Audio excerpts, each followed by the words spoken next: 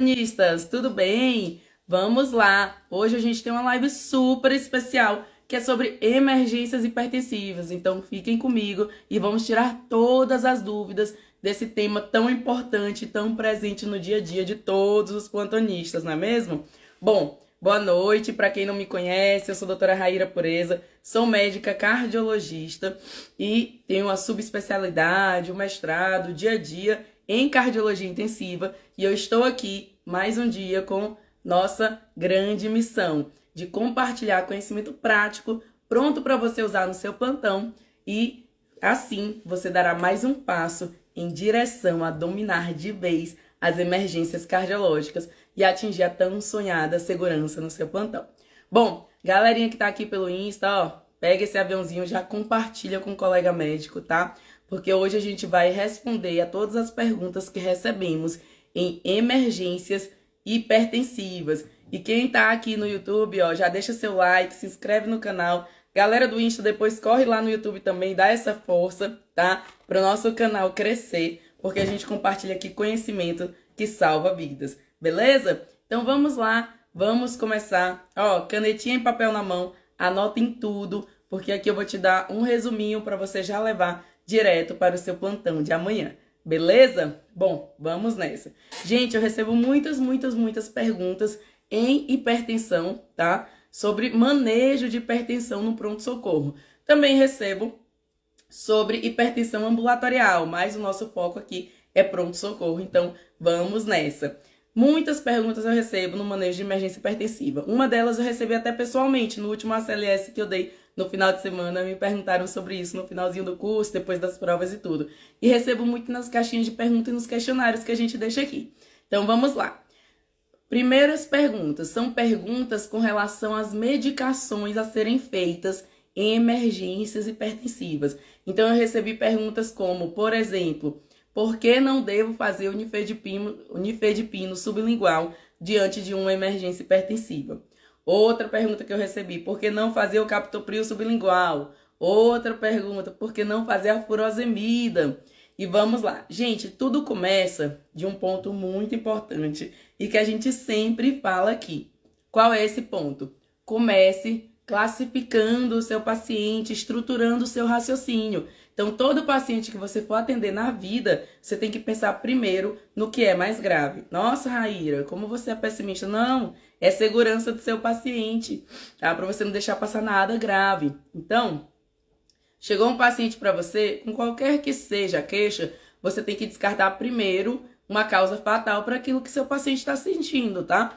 Por exemplo, seu paciente chega com dor torácica. Você vai pensar primeiro em costocondrite? Não, né? Você tem que pensar primeiro nas causas fatais.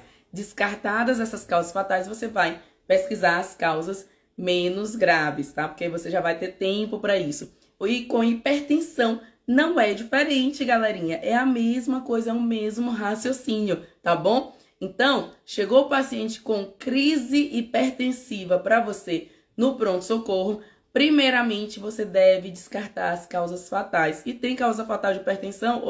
Só tem. A hipertensão ela pode matar agudamente nas emergências hipertensivas ou no longo prazo se não for bem controlada, já que ela é o principal fator de risco cardiovascular, tá bom? Mas vamos focar aqui na emergência, beleza?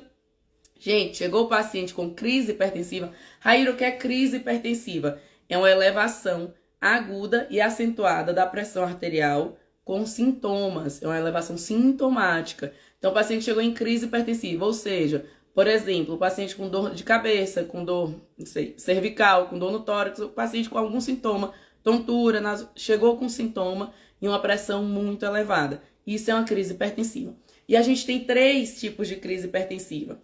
Uma é a emergência hipertensiva, que é a que a gente tem que diagnosticar imediatamente, porque tem chance, tem risco do paciente evoluir para óbito, e é o que a gente quer evitar, tá? Outra é a urgência hipertensiva, tá? Que não cursa com lesão aguda e acentuada, lesão de órgão-alvo aguda e acentuada, e não tem risco de morte iminente. E a outra é a pseudocrise hipertensiva. Então, primeiramente, a gente tem que classificar nosso paciente. Você precisa diagnosticar ou excluir o diagnóstico de uma emergência hipertensiva. Então, vamos lá. O que é uma emergência hipertensiva? É uma crise hipertensiva, ou seja, é uma elevação aguda e acentuada da pressão sintomática. Mas na emergência hipertensiva a gente tem o quê? Risco de morte iminente por uma lesão de órgão-alvo aguda e progressiva, tá? Então, o paciente em emergência hipertensiva, ele tem que ir para a sala de emergência e tem que ser manejado com drogas intravenosas. Quais são alguns exemplos de emergências hipertensivas? Exemplo, dissecção aguda de aorta, edema agudo de pulmão hipertensivo. Gente, tem que auscultar o paciente, não é só medir a pressão, vai aferir a pressão, ai, tá 200 por 130. Faça o exame físico completo. Com a boa anamnese e um bom exame físico, você vai diagnosticar todos os tipos de emergência hipertensiva que existem, tá bom?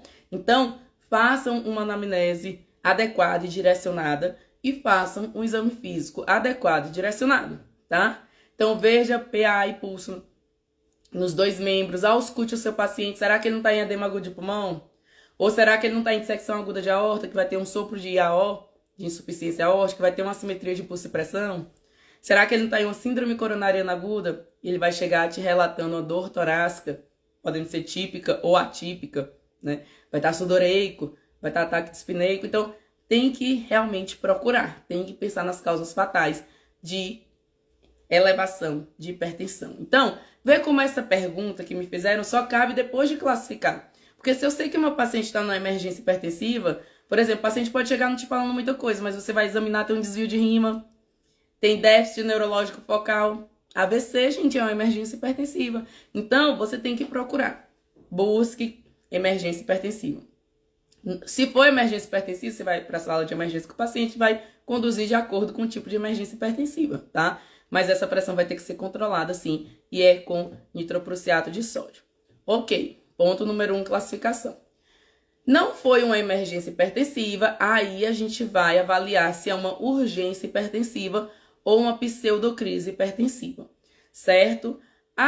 Como que a gente diferencia os dois? Primeiro você vai colocar, já sei que não é uma emergência hipertensiva, já descartei uma lesão de órgão-alvo aguda e progressiva com risco iminente de morte, descartei isso. Procurei e descartei, tá? Examinei completo o meu paciente, fiz anamnese, etc. Agora, a gente vai diferenciar entre urgência e pseudocrise hipertensiva. Como que eu faço isso? A própria abordagem, o próprio tratamento já vai te ajudando a diferenciar. Porque na anamnese você vai vendo se esse paciente tem mais características para ser realmente uma pseudocrise hipertensiva ou não, tá? Você vai colocar o paciente em um ambiente calmo, vai aferir novamente a PA depois de alguns minutos. Às vezes esse paciente chega muito agitado, muito ansioso. E aí você vai ver se tem alguma causa específica para essa pressão estar tão elevada. Por exemplo, não usar a medicação naquele dia. Outro exemplo, o paciente vem de um velório, por exemplo. Esse paciente tem um motivo para estar realmente hipertenso naquele momento. Não estou dizendo que é um paciente, gente, que não é hipertenso de base, que não vai tomar remédio para hipertensão em casa. Vai. Mas o que eu quero aqui é diferenciar se é uma urgência hipertensiva e eu preciso fazer medicação para hipertensão, ou se é uma pseudocrise hipertensiva, eu vou fazer medicação para a causa que está levando essa hipertensão. Às vezes o paciente precisa de um ansiolítico. Outro exemplo, o paciente vem travado, como eles falam muito. Ai, travei as costas. Ou vem com muita dor, vem com enxaqueca muito forte. Você vai fazer analgesia para o paciente. Depois disso, que melhorar a dor do paciente, você vai aferir novamente a pressão. E muitas vezes ela já tem controlado, tá? Então, a gente precisa avaliar isso. Será que é um paciente que vai precisar de medicação para aquela situação que pode ser dor, ansiedade, etc. Ou será que ele vai precisar de uma medicação antihipertensiva? E quando a gente chega finalmente no paciente que realmente precisa de uma medicação antihipertensiva via oral, aí cabem muito essas perguntas. Aqui eu já respondi várias perguntas. Já recebi pergunta de como diferenciar emergência de urgência, urgência de pseudocrise, tudo isso aqui a gente já falou. E agora vamos para essas perguntas mais específicas. Que medicação usar? O que eu vou fazer? Quanto tempo esperar? Bom, gente, a primeira pergunta que eu acho que é mais interessante de responder é por que não... Eu recebi a pergunta exatamente dessa forma. Por que não usar nifedipino sublingual? Gente, você usar essa medicação sublingual, ela é muito perigosa. Por quê? Imagina que o paciente hipertenso, ele tem uma regulação diferente da nossa, do fluxo cerebral, por exemplo. Eu tenho minha pressão aqui, 120 por 70, ok, tranquilo. Então, essa pressão aqui é uma pressão que eu preciso para manter perfusão nos meus órgãos. Agora, imagina um paciente que em casa já tem 200 por 100. Ah, Raíra, não existe. Existe, gente. Mas não vou tão longe. Imagina um paciente que em casa tem 180 por 100 de PA. Esse paciente, se você baixa a pressão dele para 12 por 8, ele faz isquemia, hipofluxo cerebral. Reduz o fluxo sanguíneo cerebral dele, ele faz isquemia cerebral. Então não dá para você reduzir muito rápido e drasticamente essa PA, porque esse paciente está acostumado com níveis muito elevados de pressão arterial, tá bom? Vi aqui o pessoal no YouTube, boa noite, Josenilton, Cabo Santo Agostinho, Pernambuco. Muito bem, parabéns. Vão se apresentando aí, galerinha. Vão colocando de onde vocês são. Se são médicos, se são estudantes de medicina. Gostei aqui. Vamos todo mundo tendo a iniciativa também. E não esqueçam de compartilhar essa aula com outros colegas médicos. Então vamos lá, o paciente que é hipertenso de longa data e que tem níveis pressóricos muito elevados, ele tem a curva dele de regulação de fluxo é desviada. Então ele precisa de pressões mais elevadas para ter um fluxo realmente cerebral adequado. Se você baixa demais essa pressão, você faz hipofluxo cerebral e faz isquemia cerebral. Por isso que é perigoso usar o nifedipino sublingual, tá bom? Ele está proscrito, totalmente proscrito, certo? Porque ele tem... Imagina, o seu paciente, ele não tem uma emergência hipertensiva, ele tem uma urgência hipertensiva. Vi também que não é pseudocrise, ele tem uma urgência hipertensiva. Aí tu vai usar uma medicação que vai baixar rápido demais a PA, se ele não precisa disso. Porque o paciente que eu preciso baixar rapidamente a PA é o paciente em emergência hipertensiva. E eu faço Nipride para esse paciente. Ah, Raíra, mas o Nipride não vai baixar demais? Depende de quanto você está fazendo Nipride. O Nipride é a droga mais segura. Porque você começa ali e vai aumentando o Nipride, se baixar demais, você já diminui, tira o Nipride e ele volta em 3 minutinhos a pressão que estava. Enquanto medicações via oral vão demorar aí suas 8, 12 horas para fazer efeito, tá? Então, gente, vamos separar as coisas. Você quer baixar a pressão rápida porque é uma dissecção aguda de aorta, você vai usar o Nipride. É uma medicação endovenosa e seu paciente está na sala de emergência, tá? Diferente, porque é emergência hipertensiva, sim, é medicação endovenosa. Eu tenho alvos diferentes de pressão e velocidades diferentes para baixar essa pressão de acordo com o tipo de emergência hipertensiva, tá? Isso é um capítulo. E em outras situações, que são urgência hipertensiva, pseudocrise hipertensiva, na urgência hipertensiva eu vou usar a medicação VO. Eu quero baixar aos poucos essa PA, tá? Eu não quero normalizar essa PA, porque eu posso ter realmente efeitos deletérios para o paciente, tá bom? A outra pergunta que eu recebi: por que não fazer captopril sublingual? Gente, porque o captopril é via oral. Só por isso, a forma de apresentação dele é via oral e a gente deve respeitar essa forma de utilização da medicação, tá? Ele vai fazer o efeito desejado se a gente usar da forma correta, a forma que é recomendada. O captopril tá certo, tá, gente? Na nossa diretriz brasileira de hipertensão, as medicações que estão indicadas para a gente usar na crise hipertensiva, que foi caracterizada como urgência hipertensiva, tá? São captopril, o bom e velho captopril de 25 a 50 miligramas, e a clonidina 0,1 ou 0,2, certo? Essas são as duas medicações que a gente deve fazer. Já vou responder a terceira pergunta antes de falar um pouquinho mais do captopril e da clonidina. A outra pergunta foi: por que não fazer furosemida? Gente, não façam, pelo amor de nosso Senhor Jesus Cristo, furosemida para paciente em crise hipertensiva, porque não faz o menor sentido.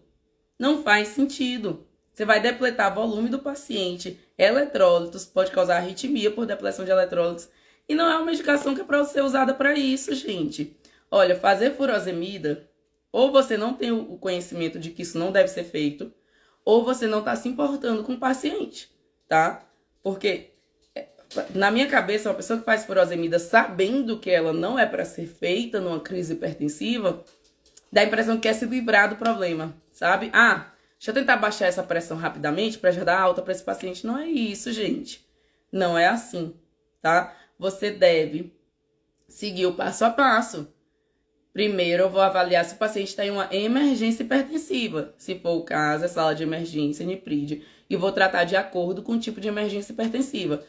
Por exemplo, se for uma dissecção aguda de aorta, Stanford A, e eu preciso baixar essa pressão imediatamente. Em no máximo 20 minutos eu tenho que ter normalizado a pressão e a frequência cardíaca, tá? Então se o cara chegou com 200 por 130, eu quero que esteja 11 por 7 essa pressão em 20 minutos. É Niprid mesmo. A gente faz primeiro o beta-bloqueador para não taquicardizar mais e em seguida o Niprid, tá?